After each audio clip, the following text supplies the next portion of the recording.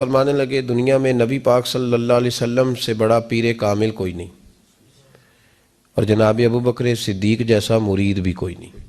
یہ جو توانائی ہے، ہمارے ہاں لوگ مانتے ہیں اپنی مرضی کی چیزیں۔ جناب صدیق اکبر نے اس طرح مانا ہے جس طرح نبی پاک نے ماننے کا حکم دیا ہے۔ حضور نے فرمایا جب تجھے کسی سے محبت ہوتی ہے تو وہ تجھے بہرا بھی کر دیتی ہے، گونگا بھی کر دیتی ہے، اندھا بھی کر دیتی ہے۔ نہ انسان محبوب کا نقص دیکھ سکتا ہے، نہ سن سکتا ہے، اور نہ کبھی اس کی زبان سے وہ جملہ ادا ہو سکتا ہے۔ جس کو محبت ہو، جس نے بات سن لی وہ بھی محبت میں کچا ہے، جس نے بیان کر لی وہ تو فیل ہے نا، بالکل ہی وہ تو ناکام ہو گیا، اور جس نے دیکھ لی اوہو ایسا نہیں کرنا چاہیے تھا، اس نے بھی ابھی پیار نہیں کیا۔ یہ وہ الفاظ ہیں حدیث کے جو خود رسول پاک نے بیان فرمائے۔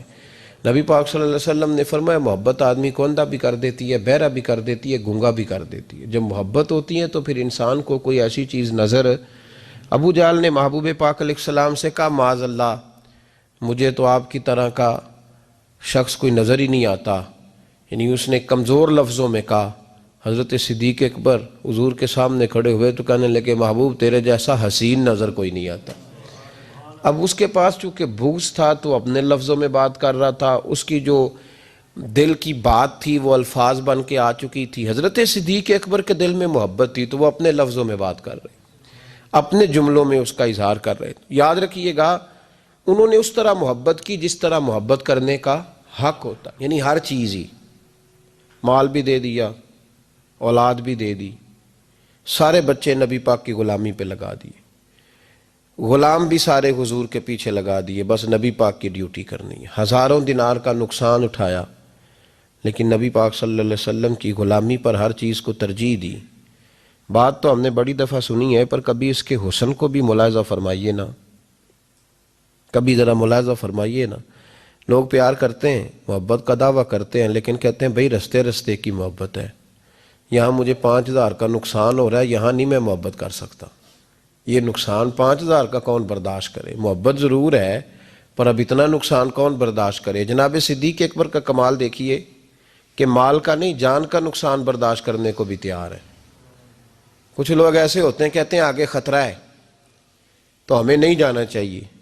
غار ثور میں جب نبی پاک صلی اللہ علیہ وسلم کو لے کے پہنچے نا حضرت صدیق اکبر، 5413 فٹ اونچی غار ہے، جب حضور ذرا سا چلے تو قدموں کو تکلیف ہوئی تو عرض کرنے لگے حضور آپ میرے کندھوں پہ بیٹھ جائیں، پباں پار قدم نہیں لاؤندا تے سور پہاڑ تے چڑھیا جاندا، او پیا جاندا دے یار نبی دا، اے اصلی دلدار نبی دا۔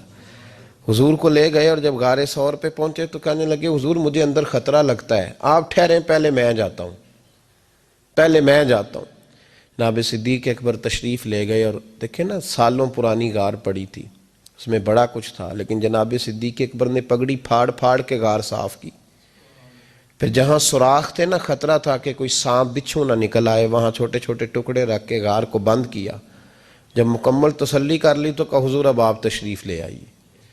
اب جب غار سے نکلے نا جانے کے لیے، اس انداز کو بھی ذرا دیکھیں۔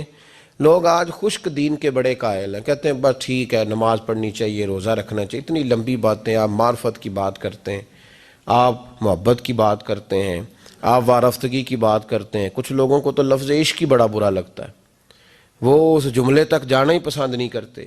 او خدا کے بندو یہ بھی تو انداز دیکھو نا صحابہ کا، جب نبی کریم سید عالم صلی اللہ علیہ وسلم کو لے کے وہ نکلے نا غار ثور سے تو حضور کے ساتھ ساتھ چل رہے تھے، تو کبھی نبی پاک کے آگے جاتے تھے، کبھی حضور کے پیچھے، کبھی دائیں کبھی بائیں۔ تو محبوب کو پتہ ہے، پھر بھی پوچھا ابو بکر یہ کیا کر رہے ہو؟ تو عرض کرنے لگے حضور مجھے شک ہے کہ کافر طاق میں چاہتا ہوں اگر آگے سے تیر آئے تو وہ بھی میرے سینے پہ لگ جائے، پھر مجھے خیال آتا ہے ہو سکتا ہے پیچھے سے آ جائے تو پیچھے ہٹتا ہوں کہ اگر پیچھے سے کوئی نیزہ آئے تو وہ بھی مجھے ہی لگ جائے، کوئی دائیں سے آئے تو وہ بھی مجھے ہی لگ جائے، کوئی بائیں سے آئے تو مجھے لگ جائے۔ طبیعت نہیں چاہتی کہ آپ کو ذرا سی بھی تکلیف پہنچے۔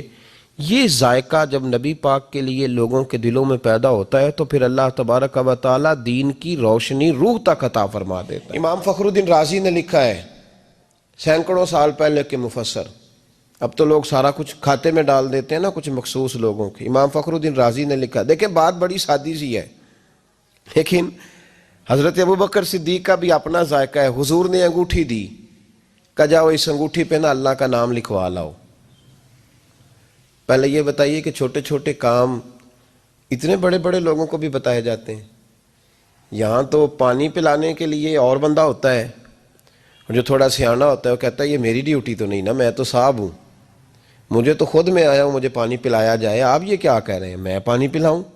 حضرت ابوبکر صدیق رضی اللہ تعالیٰ عنہ کو نبی پاک کام بتاتے تھے، اپنے ذاتی چھوٹے کام جو کوئی بچہ بھی کر کے آ سکتا ہے، لیکن یہ بھی میرے محبوب کی محبت ہے۔ فرمایا جو میری ذات کے تعلق سے کام ہوگا وہ میرا ابو بکر ہی کر کے آئے گا۔ جناب صدیق اکبر کو انگوٹھی دی، فرمایا جاؤ اس پہ اللہ کا نام لکھوا لاؤ۔ امام فخر الدین رازی نے لکھا ہے جناب صدیق اکبر گئے، کہتے ہیں میں نے لکھنے والے سے کہا کہ اللہ کا نام لکھ دو، پھر میری طبیعت نے گوارا نہ کیا کہ صرف اللہ کا لکھاؤں، میں نے کہا یار اس طرح کرو ساتھ میرے مصطفیٰ کا بھی لکھ دو۔ حضور کا حکم کیا ہے؟ تو حضرت ابوبکر کیا کہتے ہیں؟ یہاں لوگوں کو بڑا شکوہ ہے، کہتے ہیں آپ جناب بڑھا کے حضور کی شان بے، اتنی بات کہو جتنی ہے، حد میں رکھو۔ اور میں نے کہا بیوقوف تو حضور کی حد بتا دے نا، ہم وہیں تک رہ جائیں گے۔ بالغ العلا بے کمال ہی، کشف الدجا بے جمال، حسنت جمیع خصال، صلو علیہ وآلہ۔ تو حد بتا، ہم حد تک رہیں گے۔ نبی پاک صلی اللہ علیہ وسلم نے کہا میرا نام لکھو، اللہ کا نام لکھواؤ۔ جناب صدیق اکبر نے ساتھ حضور کا بھی لکھوا لیا۔ واپس لائے نا، حضور کو انگوٹھی دی تو اس پہ لکھا تھا اللہ، محمد اور ابو بکر۔ تو حضور نے فرمایا ابو بکر یہ یار یہ تو نے کیا کیا ہے؟ میں نے کہا تھا اللہ کا لکھوا لا، تو میرا بھی لکھوا لایا اپنا بھی۔ جناب صدیق اکبر چونک گئے۔ امام فخر الدین رازی نے لکھا چونکے، عرض کرنے لگا یا رسول اللہ میں نے آپ کا نام تو لکھوایا ہے، میری طبیعت گوارا نہیں کرتی تھی کہ اللہ کا ہو اور آپ کا نہ ہو، خدا کا ذکر کرے ذکر مصطفیٰ نہ کرے، ہمارے منہ میں ہو ایسی زبان خدا نہ کرے۔ کہا حضور اللہ کا نام تو آپ نے کہا تھا اور میں نے ساتھ گوارا نہیں کیا کہ آپ کا نہ ہو، تو میں نے لکھوا لیا ہے، باقی اپنا میں نے نہیں لکھوایا حضور، واللہ میں نے نہیں لکھوایا۔ محبوب ابھی بات سن ہی رہے تھے کہ جبریل امین حاضر ہو گئے، عرض کرنے لگے یا رسول اللہ رب فرماتا ہے ابو بکر گوارا نہیں کرتا کہ میرے نام سے آپ کا نام جدا ہو، تو رب گوارا نہیں کرتا کہ آپ کے نام سے ابو بکر کا نام جدا ہو، لہذا ابو بکر نے آپ کا لکھوایا ہے اور ابو بکر کا رب کریم نے لکھوا دیا ہے۔ تو بھائی محبت جب یہ روپ اختیار کرتی ہے تو اعلیٰ حضرت پھر بول اٹھتے ہیں، فرماتے ہیں اگر مصطفیٰ جیسا پیر کوئی نہیں تو پھر ابو بکر جیسا مرید بھی کوئی نہیں۔ حضرت ابو بکر صدیق سے کسی نے پوچھا آپ کی پسند کیا ہے؟ کہنے لگے ایک میری پسند یہ ہے کہ میری بیٹی مصطفیٰ کے گھر میں جائے اور حضور کی نوکری کرتی رہے، اور یا ابو بکر دوسری، فرمایا دوسری پسند یہ ہے کہ رب مجھے مال دیتا رہے اور میں محبوب کے قدموں پہ قربان کرتا رہوں۔ تو تیسری، فرمایا تیسری پسند یہ ہے کہ النظر الی وجہ رسول اللہ، حضور بیٹھے رہیں اور میں حضور کے چہرے کا دیدار کرتا رہوں، یہ میری پسند۔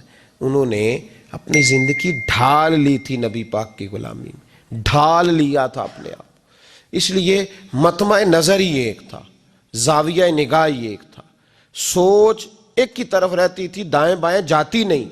میرے بھائی جب محبت خالص کرنی ہے تو میرے اسا فرمایا کرتے تھے کسی نے حضور کا عشق سیکھنا ہے تو جناب صدیق اکبر سے سیکھے، ان سے سیکھو حضور سے محبت کس طرح کرنی، انہوں نے غلامی کس طرح کا انداز۔ ایک دن بیٹھے بیٹھے نا ایسے مسجد میں بیٹھے ہوئے تھے تو اچانک اٹھے، ہوش مند آدمی تھے، دانا آدمی تھے، بڑی ڈیوٹی کرنے اٹھے، تو جو ملک شام کی طرف رستہ جاتا تھا نا مدینے کا، اس رستے جانے لگے۔ امیر المومنین حضرت ابو بکر صدیق جاتے جا رہے ہیں، تھوڑی دیر گزری تو کچھ صحابہ نے کہا حضور آپ کدھر جا رہے ہیں؟ ہم بھی پیچھے پیچھے، کدھر جانا ہے؟ تو پلٹے تو رو پڑے، کہنے لگے ایک دفعہ نبی پاک صلی اللہ علیہ وسلم کئی دن کے بعد نظر نہیں آئے تھے، پھر حضور ادھر سے تشریف لائے تھے، تو میرے دل میں خیال آیا شاید آج بھی حضور ادھر سے آ جائیں، تو میں چلا سب روگاں دا روگ محمد جس کا نام وچھوڑا۔ کہا میں جب بہت علیل ہوئے نا حضرت صدیق اکبر، تو جناب عمر فاروق رضی اللہ تعالیٰ عنہ نے ایک طبیب بلایا ملک شام سے، کہا اسے دیکھو تو صحیح، روز بروز کمزور ہوتے جا رہے ہیں۔ تو طبیب دیکھ کے کہنے لگا مرض تو کوئی نہیں، لیکن ان کا دل بے چین ہے، ان کی روح پریشان ہے، یہ کسی سے بچھڑے ہوئے لگتے ہیں۔ تو حضرت عمر کہنے لگے صدیق کیا بات ہے یار، کس سے بچھڑے ہو؟ تو جناب ابو بکر نے آنکھ کھول کے دیکھا، فرمایا تجھے تو جیسے پتہ ہی نہیں، تمہیں تو جیسے خبر ہی نہیں۔ تو حضرت عمر بھی رو پڑے، بھائی محبت کی تو ٹوٹ کے نبی پاک صلی اللہ علیہ وسلم کے ساتھ ان کی وفاؤں کا رشتہ رہا تو پھر حد درجے کا رہا، ہر چیز قربان کی۔ یہ جو لوگ سوچ سمجھ کے چلتے ہیں نا، وہ بیچارے اپنے ذائقے کھو بیٹھتے ہیں سارے۔ حضرت صدیق اکبر رضی اللہ تعالیٰ عنہ کی زندگی بتاتی ہے کہ حضور کی غلامی کرو تو کھل کے کرو، ڈٹ کے کرو، پھر جو بچا بچا کے رکھتے ہیں ان کے پاس کچھ بھی نہیں رہتا۔ خود محبوب پاک صلی اللہ علیہ وسلم نے فرمایا حضرت اسماء بنت ابی بکر صدیق سے، فرمایا رب کے رستے میں جب دے تو گن گن کے نہ دیا کر، ورنہ وہ بھی تجھے گن گن کے ہی دے گا، اور کوئی چیز بچا کے نہ رکھ، اس کے رستے میں بے حساب دے، وہ بھی تجھے بے حساب ہی عطا فرمائے گا۔ ہم محبت میں بھی کنجوسی کرتے ہیں، سوچ سمجھ کے تھوڑی سی، تو وہ کس طرح کی محبت ہے جس میں بندہ سوچ رہا ہے، غور کر رہا ہے، ارادہ کر رہا ہے، تیاری کر رہا ہے، دیکھ رہا ہے، پرکھ رہا ہے، وہ کیسے آگے بڑھے گا؟ غلامی تو غلامی ہوتی ہے، غلاموں کی سوچیں اپنی نہیں ہوتی، سوچیں بھی غلام ہوتی ہیں۔ غلام جو ہوتے ہیں وہ اپنے محبوب کی رضا کی طرف توجہ رکھتے ہیں، دائیں بائیں لوٹ کر پلٹ کر ان کا مزاج نہیں ہوتا۔ حضرت ابو بکر صدیق رضی اللہ تعالیٰ عنہ نے محبوب پاک سید عالم صلی اللہ علیہ وسلم کی غلامی کی، ہر لحاظ سے کی، ہر وقت کی، ہر طریقے سے کی۔ امت مسلمہ اگر غلامی کا طریقہ سیکھے گی تو جناب صدیق اکبر سے سیکھے گی۔ حضرت صدیق اکبر بتلائیں گے کہ محبوب کریم سید عالم صلی اللہ علیہ وسلم کی غلامی کس طرح کرنی ہے۔ جب رات تھی نا بدر کی، تو کافروں کا سب سے بڑا نشانہ یہ تھا کہ کسی طرح حضور کو شہید کیا جائے۔ وہ پورا فوکس کیے ہوئے تھے کہ نبی پاک صلی اللہ علیہ وسلم کو شہید کرنا، پوری توجہ تھی۔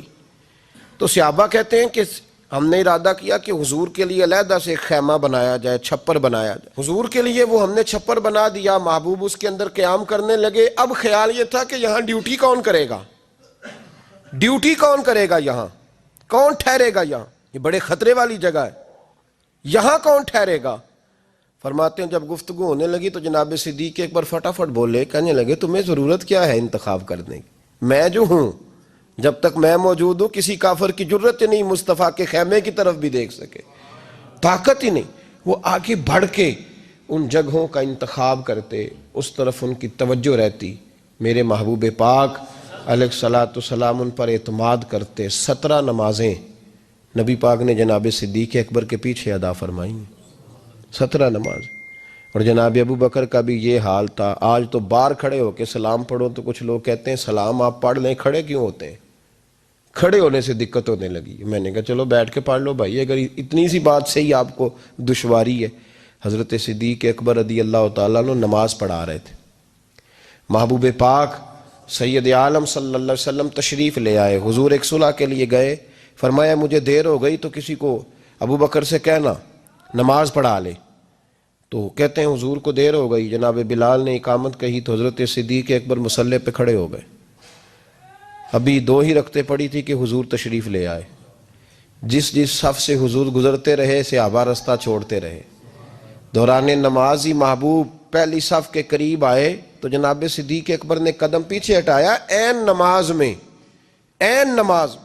حضور نے فرمایا ابو بکر مکمل کرو نماز، پھر قدم ہٹایا، تیسری دفعہ پھر کہا، پھر قدم ہٹایا، جناب صدیق اکبر پیچھے ہٹ گئے۔ محبوب نے نماز مکمل کرائی اور فرمایا میں نے جب کہا تھا مکمل کراؤ تو کیوں نہیں کرائی؟ تو کیا خوبصورت انداز ہے، کہنے لگے یا رسول اللہ اب ابو قحافہ کے بیٹی کی اتنی جرت تو نہیں نا کہ مصطفیٰ کا امام ہی بن جائے، اتنی جرت تو نہیں نا۔ تو عزیز یاد رکھیں حضرت ابو بکر صدیق نے حضور کی تعظیم کی، نبی پاک کا ادب کیا۔ وہ جو لوگ کہتے ہیں نا زیادہ قریب رہنے سے محبت کم ہو جاتی ہے، حضرت صدیق اکبر نے اس فلسفے کو بھی غلط ثابت کر دیا۔ انہوں نے ثابت کیا ہے کہ محبت خالص ہونی چاہیے، کئی دفعہ بندہ جتنا قریب جاتا جاتا ہے محبت اتنی زیادہ بڑھتی جاتی ہے.